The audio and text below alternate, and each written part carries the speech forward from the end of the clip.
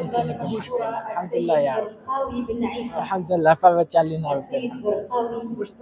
الحمد لله يا ربي، ربي يكرمني بسكنان، واليوم الحمد لله يا ربي افتح علينا ربي.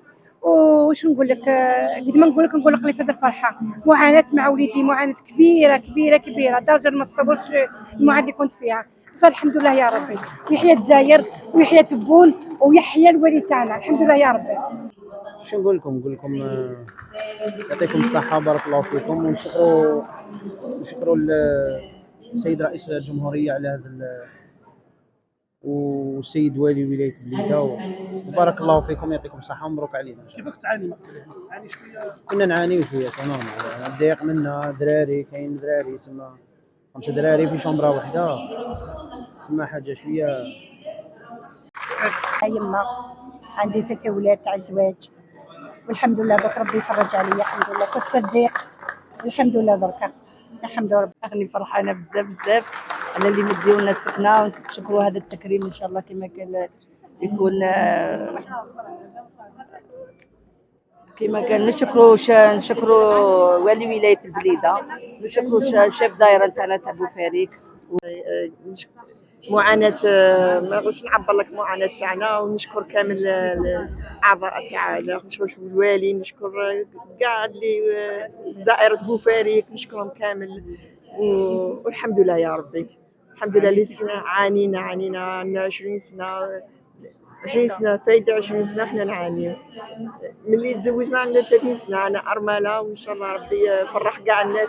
الرحيم، الحمد لله على هذه النعمة هذه، بالفضل ربي وبالفضل الرجال ان شاء الله، منهم رئيس بلديه ورئيس دائره، والحمد لله على هذه النعمه، ومبروك علينا ومبروك على الناس اللي دات كاع.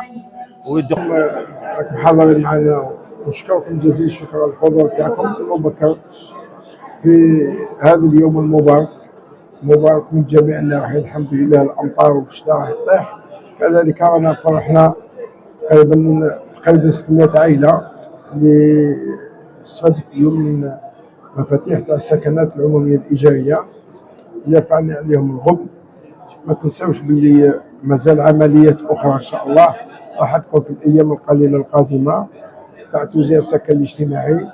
تقريبا مازلنا في الحصه، وزعنا تقريبا 3000 سكن، مازلنا 900 ان شاء الله نوزعوا هذه الايام القليله القادمه. كذلك ما ننساوش عندنا التوزيعات اللي قمنا بهم فيما يخص سكنات الهشه الاجتماعيه المخصصه لسكنات الهشه، تقريبا 750 سكن اللي وزعناه، والعمليه مازالها متواصله.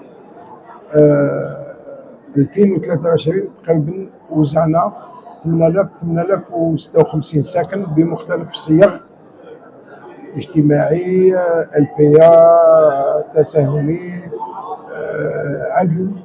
وراح ان شاء الله في سنه 2024 راح يكون اكثر من 13500 سكن اللي راح يتوزع ان شاء الله خلال سنه 2024، واللي انطلقنا في بعض